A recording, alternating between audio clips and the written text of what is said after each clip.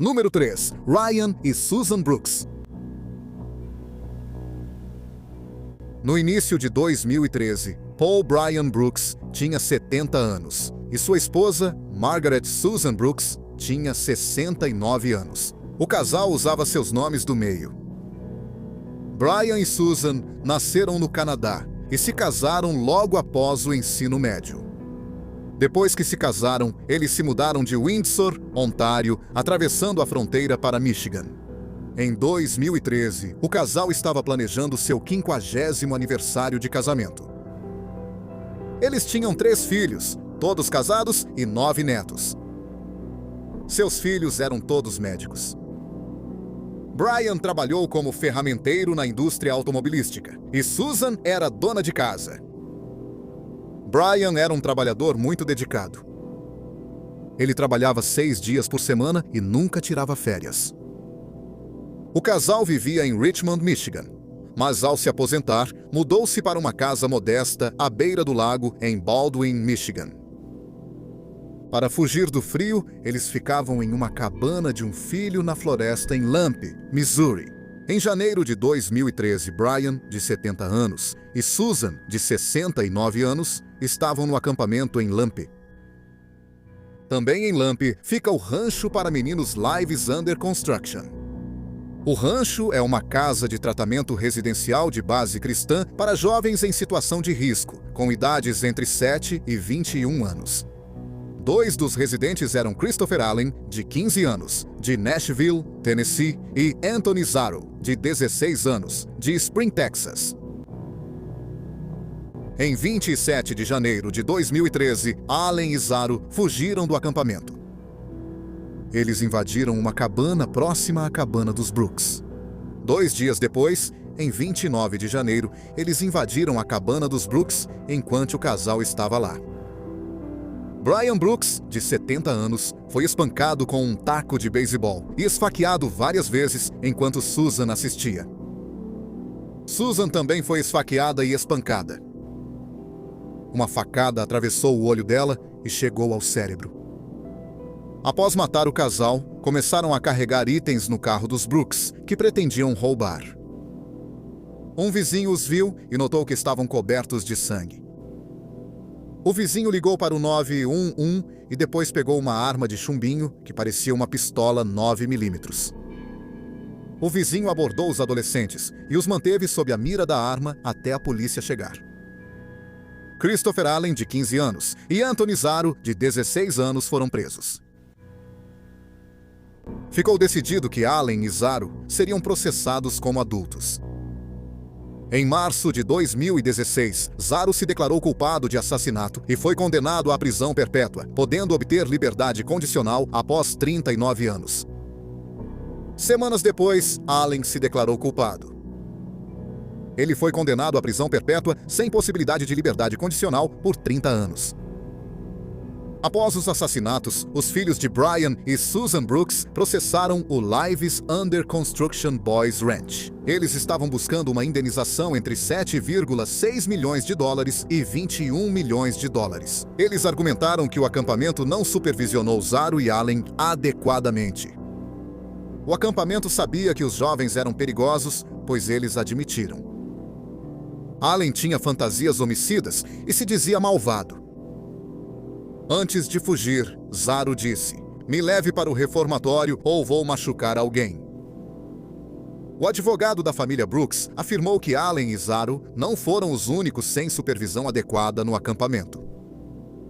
Eles disseram que residentes abusavam sexualmente entre si há anos e que o acampamento acobertou. O acampamento, que gerava mais de $1 milhão ao ano, enfrentava outros 3 processos por abuso sexual. O acampamento também não avisou a polícia nem os moradores locais sobre a fuga de Zaro e Allen. Por fim, o acampamento já havia sido avisado várias vezes para não retirar os residentes da medicação sem a supervisão de um psicólogo ou psiquiatra treinado. Eles fizeram isso tanto com Zaro quanto com Allen e justificaram dizendo que eram uma instituição religiosa. Como são uma instituição religiosa, há menos regulamentação e supervisão. Os advogados do acampamento afirmaram que, em 30 anos, nunca enfrentaram um problema semelhante. Também consideravam benéfico suspender a medicação dos residentes. Os advogados disseram que o acampamento teve, abre aspas, uma sequência notável de sucessos ao trocar a medicação psiquiátrica por amor e abraços, recreação, fé, fecha aspas. O advogado afirmou que o acampamento não tinha responsabilidade direta pelas mortes dos Brooks. Zaro e Allen eram diretamente responsáveis e estavam bêbados e drogados nos assassinatos. Os advogados da família Brooks afirmaram que não havia provas de intoxicação durante os assassinatos. O júri ficou do lado do acampamento. No momento da gravação, Christopher Allen, de 29 anos, cumpre pena no Centro Correcional de Bottasee, em Mineral Point, Missouri. Ele terá direito à liberdade condicional em 2043, quando terá cerca de 46 anos de idade. Anthony Zaro, 30 anos, está preso no Centro Correcional South Central, em Licking, Missouri. Ele poderá pedir liberdade condicional em 2052, aos 56 anos. Número 2. Os McDowell. Robert McDowell, 59 anos, era advogado no condado de Delaware, Nova York. Robert e sua esposa, de 48 anos, Elizabeth, tinham 2 filhos, Eben, de 23 anos, e Daniel, de 22 anos. Em junho de 1989, Daniel voltou para casa da universidade para as férias de verão. Eben abandonou a escola e tinha dificuldades em manter empregos. Muitos dos problemas de Eben vêm dos seus problemas de saúde mental. Ele foi internado várias vezes em hospitais psiquiátricos por anos. Ele fora diagnosticado com esquizofrenia. Em janeiro de 1989, Eben foi preso após um incidente perturbador. Ele havia atacado seu pai, Robert, com um machado. As acusações foram retiradas a pedido de Robert. A família tinha uma cabana de caça na floresta perto de Stanford, Nova York. No dia 22 de junho de 1989, a família estava hospedada na cabana com o pai de Elizabeth, Charles Klepter, de 73 anos. Naquela manhã, uma assistente social visitou o escritório de advocacia de Daniel. Ele achou um bilhete perturbador na porta do escritório. Estava escrito em terceira pessoa e indicava que Robert havia matado a família. A polícia foi até a cabana e fez uma descoberta sangrenta. O corpo sem vida de Charles Klepter, 73 anos, estava na cama. Perto de um lago na propriedade estavam os corpos sem vida de Robert, de 59 anos, e Daniel, de 22 anos. No lago estava o corpo de Elizabeth, de 48 anos, já sem vida. Todos foram mortos a tiros de espingarda. A maioria foi baleada a queima-roupa e levou vários tiros. Acredita-se que Elizabeth foi baleada ao tentar escapar. Foi constatado que morreram no dia anterior. Eben, de 23 anos, estava notavelmente ausente da cena do crime. Além disso, a espingarda sumiu, o que mostrou que Robert não matou a família. Acredita-se que, em 21 de junho, Eben foi ao escritório do pai e deixou o bilhete tentando incriminar o pai pelo massacre. Em seguida, ele voltou para a cabana e executou sua família. A polícia passou a vasculhar a área procurando Eben. Um helicóptero foi chamado e Eben foi avistado em uma fazenda cerca de 11 quilômetros ao norte da cena do crime.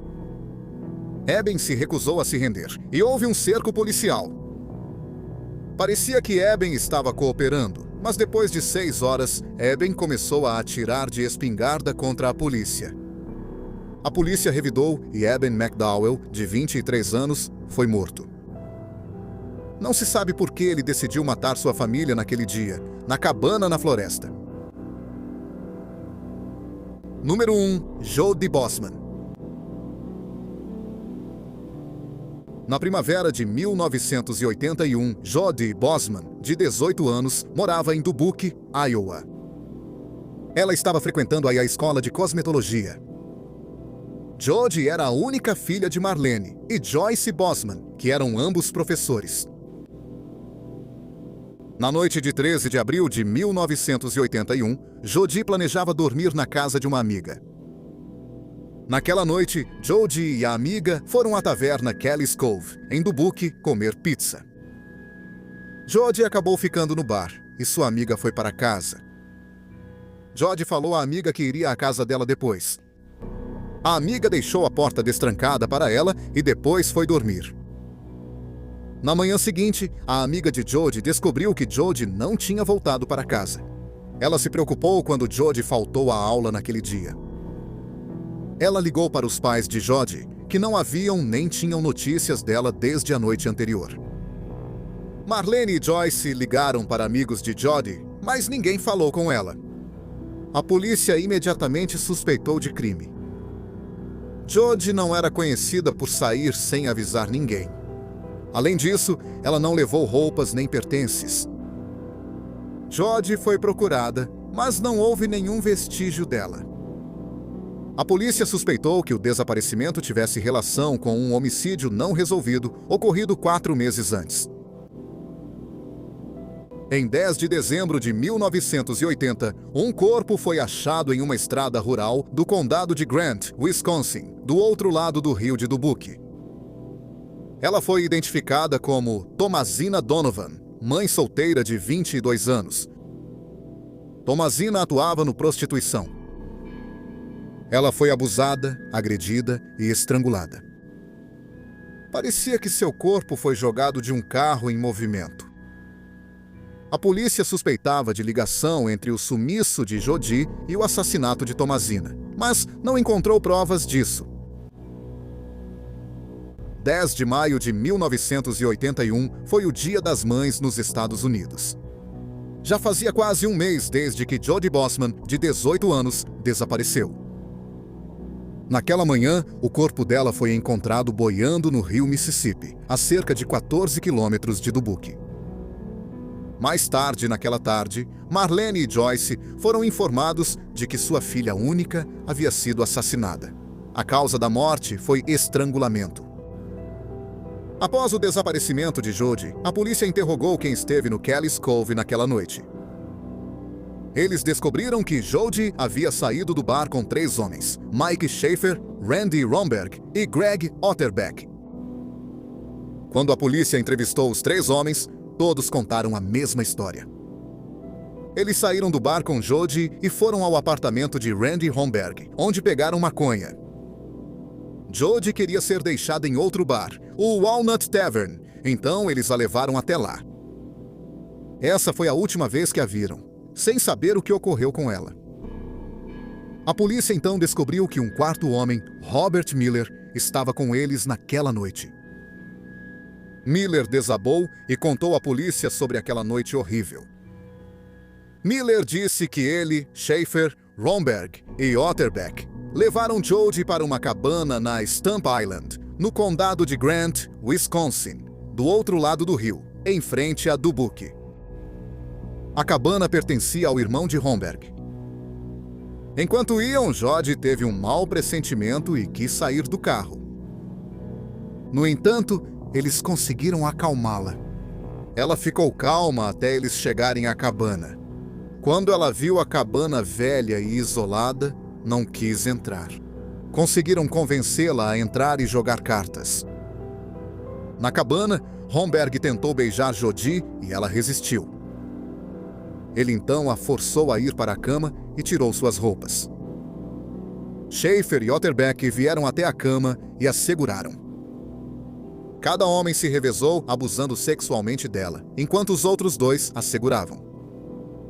Miller afirmou que não participou do abuso sexual cometido pelo grupo. Ele disse que estava bêbado demais para fazer algo além de assistir. Depois que eles terminaram, Jodie disse que iria à polícia denunciar o que eles fizeram. Romberg então disse algo como, abre aspas, se você for à polícia, é isso que vai acontecer com você, fecha aspas. Ele então a estrangulou com as próprias mãos. Jodie não parou de lutar, e Romberg continuou a estrangulá-la. Então ela ficou mole, e eles perceberam que ela estava morta. Miller disse que não participou do descarte do corpo, mas sabia que eles colocaram o corpo em uma geladeira e amarraram uma corda ao redor da geladeira. Eles colocaram a geladeira em um barco e jogaram a geladeira com o corpo dentro no rio. Depois de algumas semanas, a corda se soltou, a porta abriu e o corpo subiu à superfície. No dia 1º de junho de 1981, com base nas declarações de Robert Miller, Randy Romberg, de 25 anos, Michael Schaefer, de 24 anos, e Greg Otterbeck, de 27 anos, foram presos. Revistaram o carro de Romberg e acharam uma chave. Constatou-se que a chave abria o tanque de gasolina de um dos carros dos pais de Jodi. Otterbeck, Romberg e Schaefer foram julgados em novembro de 1981. Robert Miller ganhou imunidade para depor contra os 3 homens. Ele foi a principal testemunha, e seu depoimento foi a prova mais forte contra os 3 homens. O julgamento durou uma semana. Os 3 homens foram considerados culpados de homicídio em 1º grau. Foram condenados à prisão perpétua. A polícia sempre suspeitou que um dos 3 homens matou Thomasina Donovan. O corpo dela foi encontrado perto da cabana. A polícia suspeitava que Thomasina foi levada para a cabana, onde, assim como Jodi, ela foi agredida sexualmente e assassinada. No entanto, eles nunca encontraram provas que ligassem qualquer um dos homens ao assassinato. Algum tempo depois do assassinato de Jodi Bosman, a cabana foi destruída pelo fogo em circunstâncias misteriosas. Se existia alguma evidência do assassinato de Thomasina na cabana, nunca foi encontrada. Então o caso de Thomasina esfriou. 29 anos depois, em maio de 2009, a polícia reabriu o caso. As roupas dela foram analisadas em busca de DNA e um perfil masculino foi criado. Era o DNA de um dos 3 homens, Greg Otterbeck. Em 9 de outubro de 2009, Otterbeck foi confrontado com a evidência de DNA e admitiu o assassinato. Ele disse que pegou Thomasina enquanto ela estava trabalhando. Ele não disse para onde a levou, mas a polícia achava que foi para a cabana. Thomasina mudou de ideia e decidiu que não queria fazer sexo. Eles começaram a discutir e ela começou a gritar. Ele a estrangulou para silenciá-la. Ele sempre disse ser inocente do assassinato de Jodi. Ele afirmou que, ao ser condenado pelo assassinato dela, considerou estar preso pelo crime de Thomasina. Em 9 de outubro de 2009, em até 2 horas, Otterbeck foi acusado de assassinato, declarou-se culpado e foi condenado a mais 20 anos de prisão. Em dezembro de 2021, Greg Otterbeck morreu na prisão aos 67 anos. No momento desta gravação, Randy Romberg, de 7 anos, está encarcerado na Red Granite Correctional Institution, em Red Granite, Wisconsin. Michael Schaefer, de 69 anos, está encarcerado na Oak Hill Correctional Institution, que fica em Fitchburg, Wisconsin. Muito obrigado por assistir ao vídeo de hoje. Se você gostou, ficaríamos muito gratos se você se inscrevesse no canal. Mais uma vez, obrigado por assistir.